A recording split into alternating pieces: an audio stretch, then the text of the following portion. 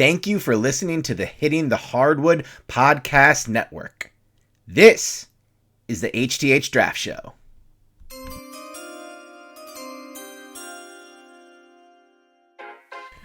What's going on, Wolves fans? This is your guy, Terry Horseman, coming at you again for another episode of the HTH Draft Show. On today's episode, I am joined by my new colleague at Hitting the Hardwood, Steve Hartman. We go through all things NBA draft, first round prospects, second round prospects, the top of the draft, you name it. Steve's got you covered. Different flyers that he likes for the Wolves in that area, a little bit of trade talk, and all that good stuff. So hope you've been enjoying the show so far. This here, coming up, third episode, HTH Draft Show with the great Steve Hartman. Stick around. All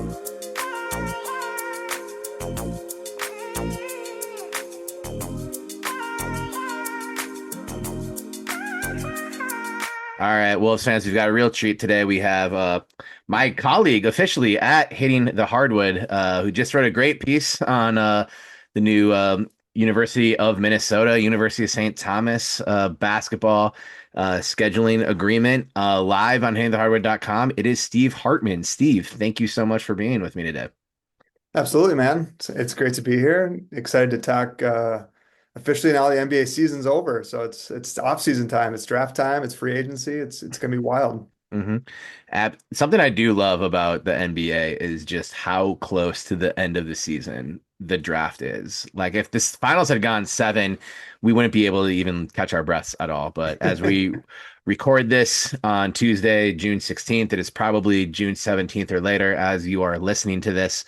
We are exactly 1 week away from the NBA draft. On a scale of just like 1 to 10, how excited are you for this draft to start popping off next Tuesday? Man, this is top to bottom, got to be one of the deepest drafts. I think, there's a couple things here, right? Like NIL keeps some guys in school longer, so the college game gets better. But like this freshman class, and granted they haven't played a game in the NBA yet, but like I'm looking at guys that are 13, 14. I'm like, that dude is big time, like has potential, right? Like Mm-hmm. Nate Penta, like I've seen mocks in like 12, 13, 14 for him, and he's 6'10" and can shoot it and handles it. It's like it's crazy. So I mean, Mm-hmm. I think this draft class is really talented, a lot of potential. I'm sure there's going to be a few busts or things that don't pan out the way we think, but overall, I mean, just in terms of the college game this year was a super high level. And the fact that there's so many talented freshmen mixing in with 22, 23-year-old 4 or 5 year college players or, professional European players who played college, I think they're just more prepared. And yeah, it's just a super talented group this year. Mm-hmm. I think my dream is kind of Alabama's LeBaron Philon somehow finding his way to the Wolves. I think that he was even maybe part of the inspiration for this show, to be honest. But I've seen him mocked as low as 19, and I'm like, that's close enough, like for TC to make Yeah. some. I'm wearing a twin set on purpose, so shout out Tim Conley, with the TC for sure. Yeah, I've seen some people. I'm glad you brought up the NIL thing kind of right away, because I think this was maybe a month or 2 months ago, as we're in the NBA draft combine period before the withdrawal deadline. A lot of people sort of in this like the draft sphere, profiling this as a really deep class. Like it's a fun draft to that's also talented at the top, but having bites at the apple late in the second round. We just saw second rounder win finals MVP. So every second round pick should have the same expectations now forever. But then also it taking in something of a hit with a number of guys decided to go back to college for a year or hop in the portal and go somewhere else, get another payday. Um, what's your take on that? Did that take enough of a bite out of this class, or is this class still looking pretty good and pretty deep in your eyes? Some of the guys who came back, I'm not sure how they project as NBA players. Mm, I think you get some of those guys who are like, maybe they're a sophomore, junior, and they can maybe they would have been a late first round pick, and 10 years ago they would have come out, and now they're like, yeah, not worth it, so I'm gonna go get better. So I think hmm at the end of the day, the top whatever picks are going to be freshmen. And so that didn't really affect them, right? They know I'm a lottery pick. I'm going in the draft. But I do think like overall, what it shows me is like if you are competing with like Purdue's a great example, right? They had Hmm. 3 4-year guys, veteran guys. And so when you're, you know, Adai Mara or Morez Johnson from Michigan or Keaton Wagler, and you're going against older guys who've played a lot of basketball, it like prepares them, I think, even more so than it Hmm. would have 10, 15 years ago. So I don't know. I think, when you're top 10, you're going out regardless of NIL. Yeah. There's a level of these guys want to play against the best in the world. They're competitive. They want that that bag, so to speak. Hmm. But it's more of those middling guys that come back to college, which makes the college game a little bit better.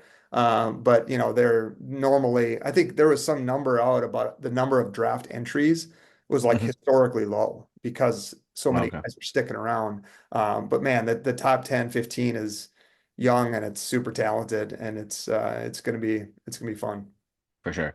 Yeah, I think the ESPN's live, like, or not live, but the draft sim that you can do to, pick a team and make picks for them. That pool is like, 140, 150 deep or something, which does feel like a lot for a draft that only has 60 slots. But when you look back at, some of the just old drafts like full big board, like Mhm. the real sicko stuff that would go like, here's prospect number 310 or something Yeah. like that. So that definitely I think will have an effect. We'll see how it plays out.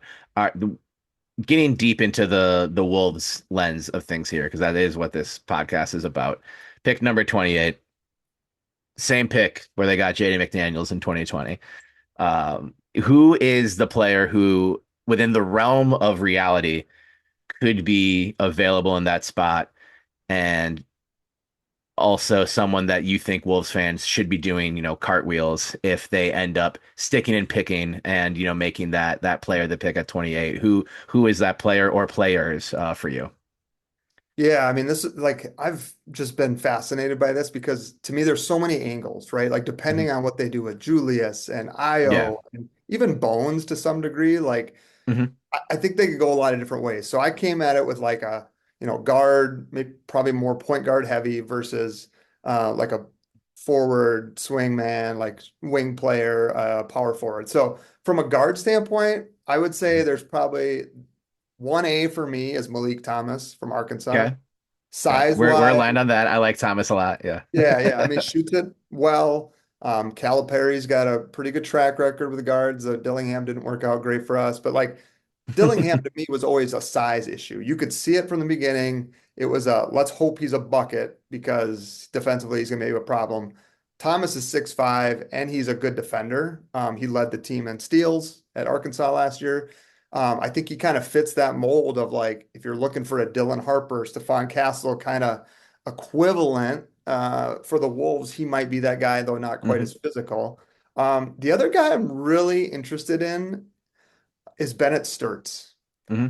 Um, and more so like if they re-sign Io and Bennett Stirtz is running that second unit, you're going to feel pretty good because I do think he can knock down shots off the catch, but he Hmm. also obviously is a great facilitator and played tons of pick and roll. One other name that I'd not heard of and I had to do some deep diving on, but was a German kid named Jack Kale. He's 6'5". Jack. Okay. He's got a body that I'm like, this looks like an NBA guard. Um, so like again, when they play in Germany and Europe, like we don't always see him, so you don't know a ton about the competition level, but he's 20 years old. He was the under 22 player of the year in in, Hmm. in his league. So I mean, there's an opportunity there, and I think, the foreign players are, it's becoming more like or less of a reach, I would say. So for guards, those are kind of the guys I'm curious about. At the forward spot, I tell you what. Alex Caravan intrigues me a lot. Yeah. Like I I could just, tell when we were messaging on Blue Sky that Alex Caravan exclamation point. So we're gonna get yeah. deep into Caravan. I could tell.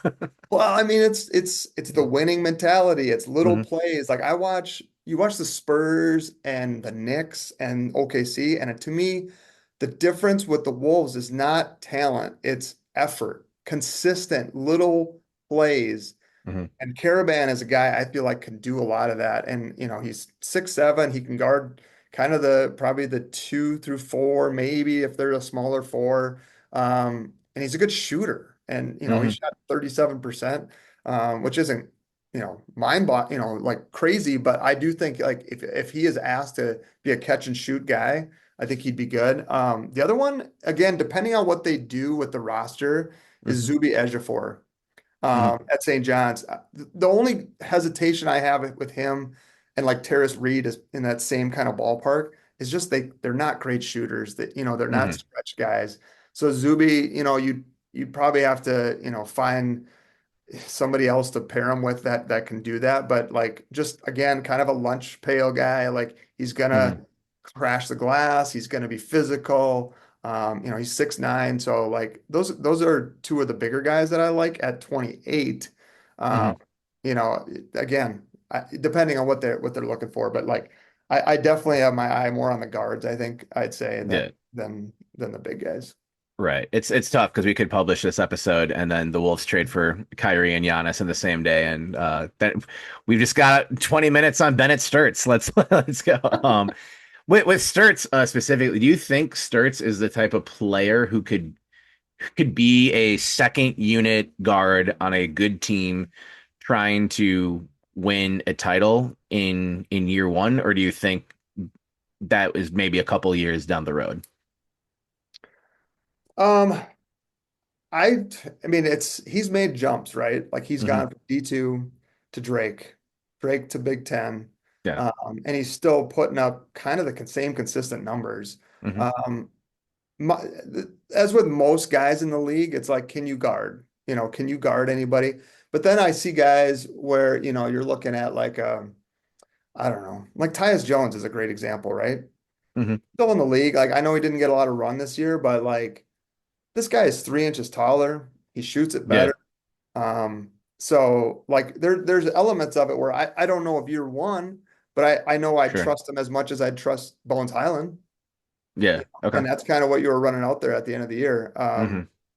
So I think there's again these guys that are coming out are more prepared than ever. Hmm. They're not as afraid of moments, I think some of these guys. So like Sturts, I do think what they asked of him was a ton at Iowa, and he was getting all the attention because Hmm. they had some decent players, but they weren't like. So it's always interesting now when you put him on the floor, with TJ Shannon, what happens to his space and Sure. how does he play in that? Maybe Shannon starts and you're bringing Io off the bench or whatever, and he's with that Hmm. unit. But I do think he's a good facilitator, and he's just a bucket. He shot 60% from the inside the three. I mean, that's crazy. Yeah. 36% from three last year. So I think just more catch and shoot opportunities too. I think he would Hmm. be pretty solid because he was playing under duress a lot. I mean, he took a lot of late clock shots and was asked to do a lot. So, long answer, but No, it's perfect. I, I do think Sturts is interesting, like as a potential like second unit point guard. Yeah, and I have no problem if they take someone who they think has like a little bit more of a a long view to playing time. If it's someone that's going to be in the G League a little bit longer. I thought we saw like I total fan favorite in year one, but Yohan was very fun to watch. I Mhm. didn't think more Yohan minutes was the key to beating the Spurs for the Wolves, but I wouldn't have minded seeing it.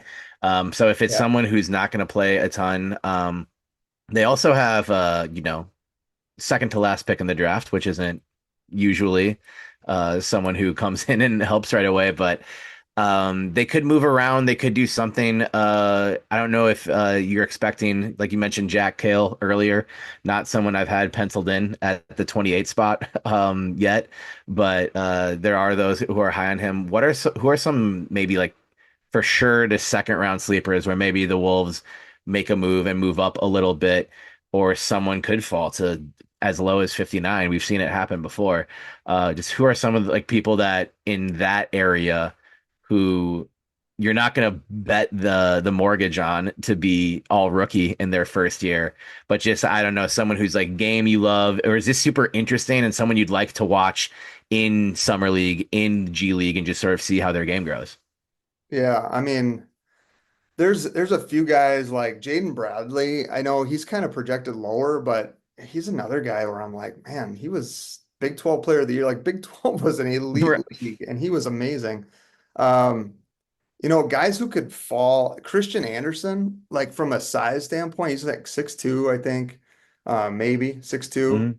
Mhm. Um, the other guy I really was high on a while ago, but I think he's kind of moved up the board is Cameron Carr, from Yeah. Butler. Just like a dynamic wing again, like those guys that are like 6'6" to 6'8" and can shoot a little bit and get up and down the court. Um, you got LeBaron Philon. I know he's in that Yeah. kind of space too in terms of draft rankings, like somewhere in there. Right. Like those are the guys, I guess, just with and again, it kind of depends. Like if you move on um from sorry, Julius, that kind of changes a lot of things. Like Yeah. could you get a Koa Pete, and Mhm. maybe just and you start Nas and Koa Pete's you're big off the bench. Somebody like that. I cooled on Koa Pete, I think, throughout the year, but obviously he's a talented young player. So those are the guys like I don't know. Christian Anderson, I just watched a lot of Texas Tech. And Mhm. man, he just again similar to Bennett Stirtz, where he's asked to do everything especially once Toppin got hurt.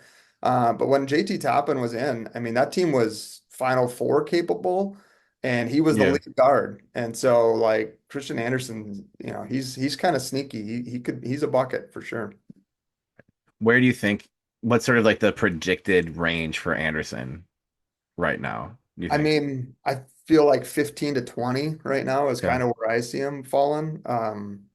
But I think sometimes, he's not real physically big. Like I think they list him at like 175 or something like that. So he's like 6'2", 6'3", 100. So he's not real big and physical. And sometimes maybe those guys fall a little bit. Hmm. But yeah, I don't know if he'll fall all the way to 28. Right. Someone's going to fall to 28 though, Yeah. and hopefully it's the next franchise savior. Yeah. Um, I'm interested in your thoughts at the top of the draft. I've kind of prefaced this whole show with, like everyone should be on Wolves fans' radar because that Dillingham trade a couple years ago came as far out of nowhere as possible. And yeah, I know he didn't work out. Thankfully, the Terrence Shannon pick is looking like a good one in that, but I've given up trying to predict what Tim Conley is going to do and just kind of expect that he could do anything good, bad, ugly, whatever. Um, who is someone in the top 10 that you're like, there's nowhere they're going to be at 28, but like if you're doing a draft sim or you're playing fantasy basketball with this right now, and you can add one player who you expect to go in the top 10 to this Wolves team, who would it be? Oh man. I mean, obviously the top two or three would be amazing. I just don't Yeah, think there's any chance that happens. sure. So realistically, Let's say five through 10. yeah, yeah. Yeah, I mean, I was gonna say Darius Acuff. Like sure.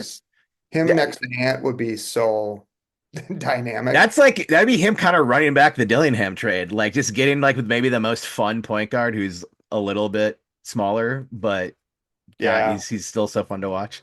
But he's sturdy. Like he's a thicker. I mean, we are just talking about Anderson. I Yeah. mean, Acuff's almost 20 pounds heavier than Christian Anderson, Mhm. and Yeah. played through injuries. Just like kept getting better, like dropping 40 pieces at the end of the year in the tournaments and stuff. Like I just really, really like his game and his Mhm. toughness. So I would love to see him like with Jaden. Like the other thing is so you got Ant and Jaden.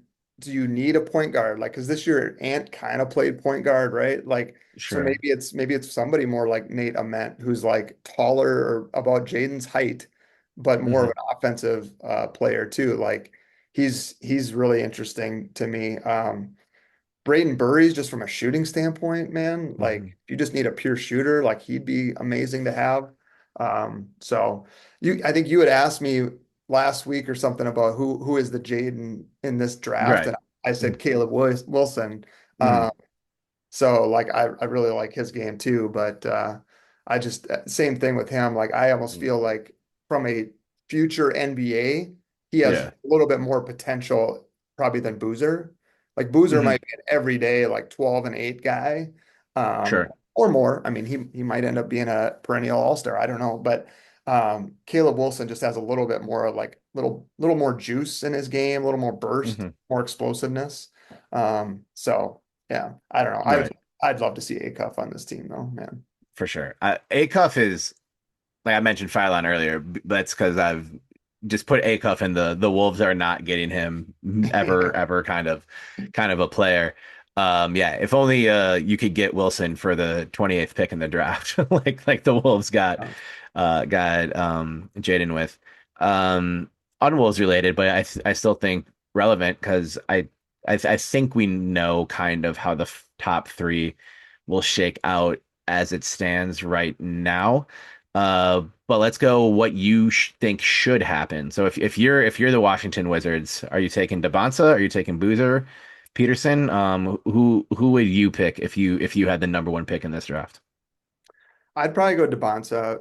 Um, I would say the things I saw Peterson do at his highest were higher than Devonta's, but Mm-hmm. I do like the whole season was odd. Like the Yeah. whole year at Kansas was just goofy, and it makes me question, and right or wrong, like that's just how I Mm-hmm. feel about it. Like I wouldn't, I just Peterson strikes me as the high risk, high reward, where Mm-hmm. Devonta feels lower risk, almost the same reward. And so, Yeah. I think, he probably fits in pretty well there too. But like, I don't know, man. Some of the things Peterson, the shot making he has is absolutely insane. Like I know Bill Self talked about how he was the most talented player he'd ever had at Kansas, and Mm-hmm. there's been some decent players that come through that building down there, and so Yeah. yeah, I'd A probably go few. there. Yeah, I mean, and Boozer's just reliable. Like it's hard not to have him not be three, but like I don't know that he'll be the best pro in the group. That's Mm-hmm. my thing with him. Like he feels to me like a really, really solid player, but I don't know if he's going to be a star. I just don't think his athleticism that he's going to have to score around in the NBA is there. He'll still get his buckets, but I think it's a league that's kind of guard and wing driven right now, and so that's Mm-hmm. where I would tend to lean. Okay. Okay. Um, Do you think this could end up being as far as trades and moves made? I think we fall into a trap of an exciting draft is one with a lot of trades and a boring draft is one without any trades. I think it can still be fun to see where players fall with teams sticking and picking. And I've done this every year. I'm begging the NBA to adopt the NFL's way of doing things and let them put on the hat of the team they're actually fucking going to. So we don't aren't looking at this like, oh yeah, this guy is going has this hat on and it matches, but he's going this way. Like they made Larry Markkinen do like the Wolves howl after he got drafted when we all knew he was part of the trade for Jimmy Butler. Uh, Someday. I don't think it's going to be this year. But is there any indication of this being maybe a trade heavy draft? Does it seem like a lot of teams are talking to each other just of what you followed so far? Is that even possible to predict, or just what do you think about that dynamic of this year? I could see it because partly because of like need with maybe some of these teams. Like if you're sitting in that sixth spot and you got like I'm thinking like is you got Wagler, Acuff, Mikel Brown, Kingston Flemings, all kind of in that bunch of like Hmm. projected in that area, but you got your eyes set on something else, or like somebody who's slotted at 14 needs a guard. Like Hmm. I can see that because I do think there's like kind of like lumped groups of projections. Hmm. And you get bigger, and you got Mara and Rez Johnson and Steinbach and kind of the big group. So I think so. I think just in general, it feels like the NBA is getting a little bit more, there's more blockbuster, the Luca trade, right? Like Sure. there's just like it seems to be more of an appetite for that, and I don't know Mhm. if that's entertainment driven, like TV Right. talking It's heads good. It's driven. good. It's good for the bottom line. Right, yeah, but it does seem like that. And so in a draft like this, it'd be surprising, I guess, to see it kind of just run through it. Yeah. But yeah, I do think because I do think there's enough players that can help immediately. Mm. That teams will be like, okay, I need to go get this guy because he fills a need for us. Right. There's just it's crazy. Like I'm looking at the list of like kind of the top 20, 25, and I'm like, yeah, the first 20 are almost like, you know what you're getting, and he's going to Hmm. be solid, and he's going to be able to do X, Y, and Z, and so I think, when teams look at this, they're going to say like, hey, we need to go up and get Yaxel Lendenborg, or Hmm. we could trade back 4 spots and get the same guy that we really want anyway. So Hmm. yeah, I wouldn't be shocked. But then, like you said, like who knows, man? These Hmm. guys, these GMs are all over the place and never know what Connolly's going to do, let alone all these other guys. So Yeah. yeah. I think my non-Wolves related hope, just as someone who, watched a lot of A-Cuff, I think maybe that would be my question with like Malik Thomas is just like how good is Malik Thomas because he was playing with A-Cuff, but if he's Mhm. coming to the Timberwolves, there's some pretty good players for for him to play with here. But I just liked Acuff so much, just one of those guys like, okay, like it's aesthetically pleasing basketball, ethical hoops, as we've been saying in this market for a while. And I just want good things for him. I really want him to go anywhere other than the Brooklyn Nets. I just kind of feel like Brooklyn, you mentioned the sixth spot. Every mock I look at has Acuff going to the Nets, and that might be what they need. And is he good enough to make the Brooklyn Nets matter? I don't know if anyone is. Yeah. Brooklyn just feels like a desert right now. And I was laughing about this recently with it. I think it was about 10 years ago, maybe a little bit longer than 10 years ago.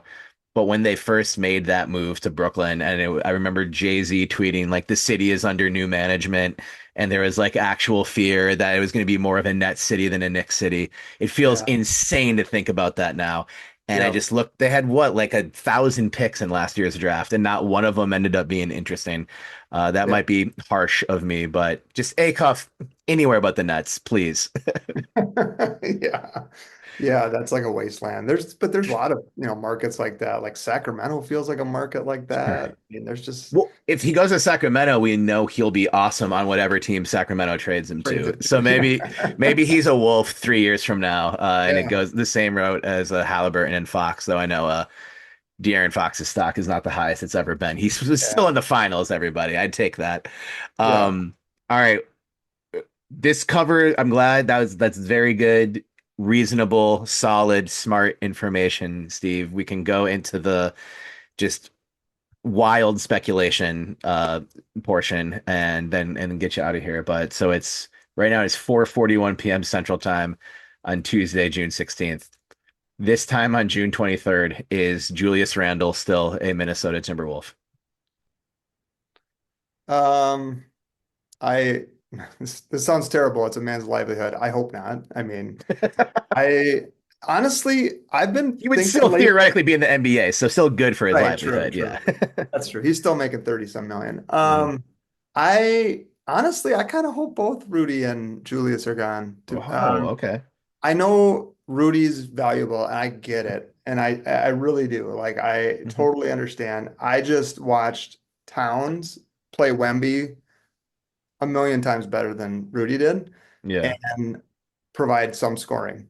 And so Mhm. I'm kind of like you're talking about the Nets. Like one of the guys I'm like Nick Claxton. Um, Hey, I I have like Nick Claxton for a while. yeah, That so that's kind of where I sit is like I just don't know. okay.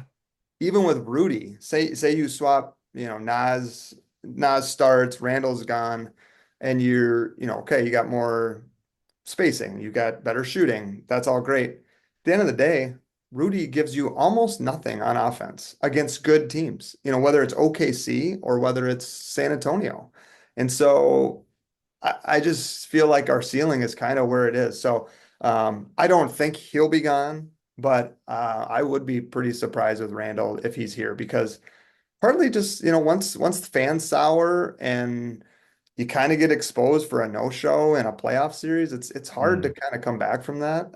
Cat, I don't know. I don't think this is obviously not why he got traded. But he had the no-show against the Mavericks, in the conference finals a couple years ago. mhm. And it's financial reasons, but like kind of the same thing where fans were like pretty sour on that performance. And so, um, yeah, I don't know. I don't think Randall will be here. I think fans would be pretty upset if he is here on the Sure. roster next year.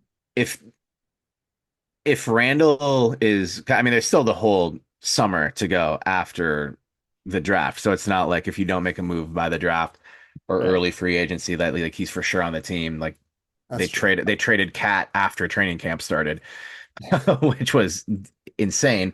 Right. And I'm now retroactively sad about, but still happy for him. Um, who is kind of like if you're making a theoretical ideal Julius trade, what kind of return do you think the Wolves are getting? Well, I mean, I've heard a lot of them. I think it was Dane Moore was talking with Kyle Tiggy about it, but this one really perked my interest was a three-way to get Derek White. Okay. Like Yeah. if you can somehow finagle Derek We White, both just perked up right when you said that. That was the yeah, I biggest mean, smile I've seen this whole time. yeah, that I was like, whew. I mean, Yeah. I know he didn't again have a great series, but that's one that I'm kind of interested in. I know a lot. Mhm. I'm not in on the Giannis and the Kyrie thing. I think people are kind of like, well, even Connolly kind of said something about like I'm gonna swing big, right? Like we're going Yeah. for championships. We're not gonna play it safe. I think it's riskier to take 34-year-old guys who are injured for the last Hmm. 6 years. Like to me, that's a huge risk when you mortgage your roster for one guy who may or may not play. Like I'm terrified of that, and I contend that the Wolves with Io, Dante, and healthy are maybe in the finals. Like they went 6 games with the Spurs and were pretty banged. Their whole backcourt was banged up. So I Yeah. don't think it requires this like complete, we got to get Kyrie or Giannis in here. I think it's role players who are going to do dirty work, who can get a bucket, Hmm. who can make an open shot. Um, you know, I think Trey Murphy's another guy that I've heard thrown around. Hmm. Zion, I'm a little less excited about, but I know he's a Wemby killer, so it's Oh, kind of cool. Uh, sure. yeah, so I don't know. It's really hard to say because we don't know what they're thinking about Io, and I think that's a key thing. Like if they re-sign Io, I think things change a little bit on what you want to Hmm. get back. But Yeah. I've kind of been saying for a while that I want a backup forward, big guy who will do Mitchell Robinson stuff with better free throw shooting. Like that's Yeah. kind of the guy I'm looking for in a trade package. But Hmm. I mean, like I said, if you can get Derek White, I would probably Yeah. do that. I think, yeah. And this can wrap us up as well, but like kind of what I'm hoping for is I wasn't sold on Gian. I like Giannis just as a player and No. his career. The type of guy like I didn't want to see him leave Milwaukee, but I do think like all right, this the writing is on the wall there. And my kind of trade deadline thesis was just like, well, if they get Giannis, fun, but they better not trade Jaden McDaniels to do it. Right. And they didn't, and I'm glad they didn't. And then of course they make a really smart deal for Io, trading Mike Conley and getting Conley back anyway. Uh, so I don't know what that equivalent trade is. Obviously, you mentioned like they need to re-sign Io to bring him back, and I hope they do that. But that similar deal exists somewhere where like let someone else overpay for Kyrie and Giannis. I think I'm maybe a little more interested in both, probably Kyrie and or Giannis. If it's both of them, I'm like, all right, what the hell? Let's see how this works. It'll be fun, I guess. But I don't need to watch ESPN try to talk about the Timberwolves more than they already do. They clearly never watch this team play, even though they should be. But yeah, so I don't need the additional attention, but I think the market value for both of them might be lower to where it's like intriguing, even if you don't necessarily believe. But the Io DeSumo of the summer is out there somewhere, and maybe it's Trey Murphy. Maybe it. Derek White's maybe a little bit bigger of a name. Yeah. Maybe it's Nick Claxton. And I've heard Suggs too, which is so yeah, intriguing to me, but I'd he's love to kick the tires on Suggs, but yeah. it's not a I huge just get. don't know. Like if you had him, I almost feel like you'd still need Io because I Suggs is obviously a great defender. Hmm. His shooting scares the heck out of me. Like I don't Yeah, I think like the Spurs would dork him. They'd put Wemby on Suggs, I think, and then sure. he would sit in the paint. So that I don't think you've solved that problem necessarily. Your Hmm. defense obviously gets a lot better though. And so he's another one. But yeah, I don't know. I'd love to see Io come back and then like package up Randall to get, maybe it's a move up in the draft and get a backup point guard or something like that. Like Hmm. I don't know his status, but guys, I like Alvarado is a great example. Like Sure. feisty, pushes the pay, like kind of can play with that second unit and just Hmm. create something. TJ McConnell in Indiana is another one that I kind of like those Hmm. guys off the bench. And so if you get like a Suggs or a White or whoever, Yeah. or you resend IO, that's probably what you're looking at, and maybe you can get a move up in the draft a little bit because yeah, 28. I feel like the cutoff is kind of 20. Like if you can get in the top 20 in this draft, that'd Hmm. feel pretty good. Although, like I said, Malik Thomas is kind of in that range, so Yeah. he's interesting. But That's a pretty consistent thing I've been hearing is like the cutoff is 20, but someone slides every year. yeah, Some GM is going to do something dumb.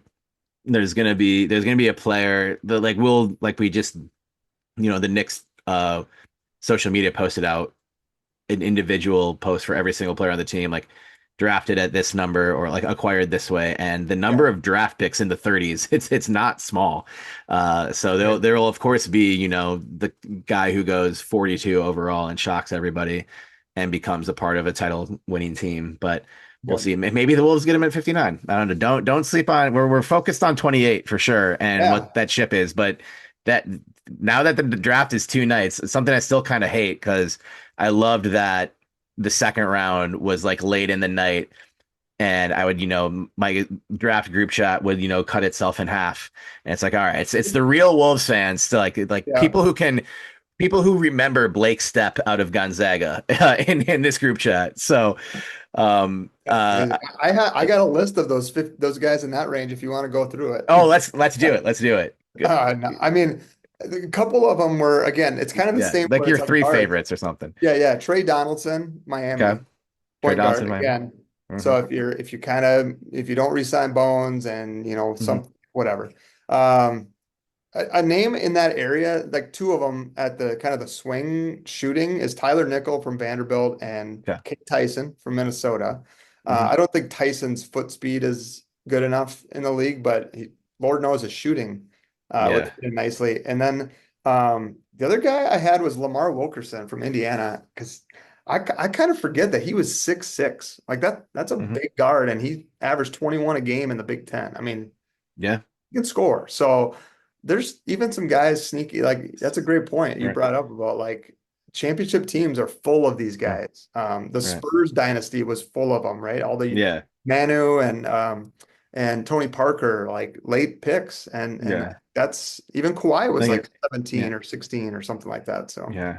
Bowen wasn't super high. yeah, Yeah, a lot of those guys. But you heard it here, Lamar Wilkerson, the next Magic Johnson. I told Another oh, six run the tape, six another 6'6" guard from the Big Ten who, run the tape. It yeah, was not Magic Johnson. right.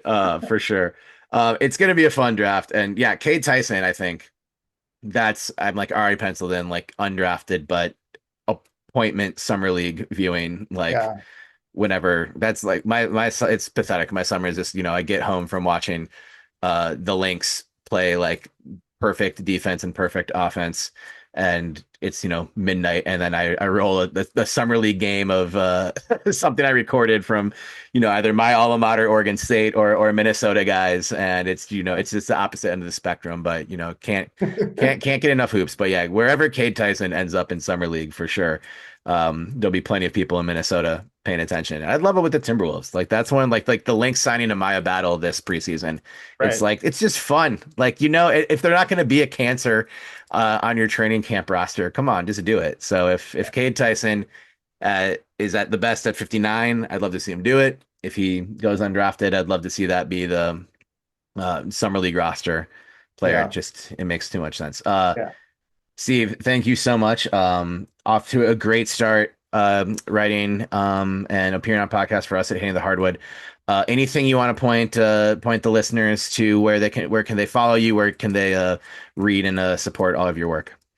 Yeah, like you said, hitting the hardwood, covering the Gophers. Did an article on the St. Thomas game, but also the roster. So if you're curious about the new guys, the freshmen, and the transfers that Nico Medved brought in, article there. Instagram, Splash City Podcast, and Mhm. SplashCityBasketball.com is the website. And yeah, I mean, right now it's kind of summer. So like you said, summer league's coming up, man, and I can't wait. So we'll probably be doing a little bit of draft coverage over on the Splash City Basketball Podcast, and then of Mhm. course talk a little bit about summer league and how that goes. But yeah, that's it's kind of the downtime. But like I was thinking about it the other day, I'm like, man, once you get through summer league, it's only like 2.5 months till training camp in the NBA. Yeah, And I mean, we're rolling in September, so right. it goes by quick, man. It goes by It quick. it really does. We got the draft in a week. Both you and our colleague Andrew Dukowitz will be boots on the ground for summer league. How are you going to be there the whole like 12 days of it? Or okay, so you're My family would kill me. I right. might. I don't know if I could do Vegas for that many days. No, Yeah, I'm going the first weekend first because weekend. Okay, I like to see. I want to see those stars because they'll play one yeah. game and they probably won't play again. But last year I got to see Flag and Harper lock horns, and Hmm. I was like, and I'm not. This is you. You can listen to my first episode of the podcast I ever did was about summer league.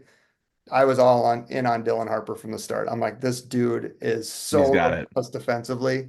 I loved his game. But that was super fun to watch. So yeah, highly recommend it. I'll be Mhm. there and I can't wait for it. Yeah, I've only gone to summer league once. It's just hard with covering WNBA through the summer, but Yeah. Yeah. it is super fun. So Wolves fan, add that to your bucket list if you haven't made it yet. Um, Andrew will be there for I think all of it because he's a psychopath, but an endearing psychopath we love. Even like got to watch a great basketball game in Vegas this past Saturday, Yeah. and like 2 nights, I'm like, yeah, I'm done. That was the first I was there like without friends. The first time I was there exclusively for work, and I'm just like, yeah, this is enough. Yeah. And Yeah. it's 110 Yeah. degrees. It's going to be even hotter than that probably in July when summer league starts. But Yep. Steve, we're glad to have you. Thank you so much for taking some time with me, and yeah, can't wait to see how this draft plays out, and to have you help us process all of it. It's going to be crazy, no doubt. Absolutely. Well, thanks for having me. I appreciate it. For sure. Thanks, buddy. All right. Thank you once again to my guest on this episode of the HTH Draft Show, Steve Hartman. Be sure to follow Steve and all of his work, the Splash City podcast. Great listen. Be sure to be liked and subscribed up to it if you are not already. Follow all of Steve's work at Hey the Hardwood and elsewhere.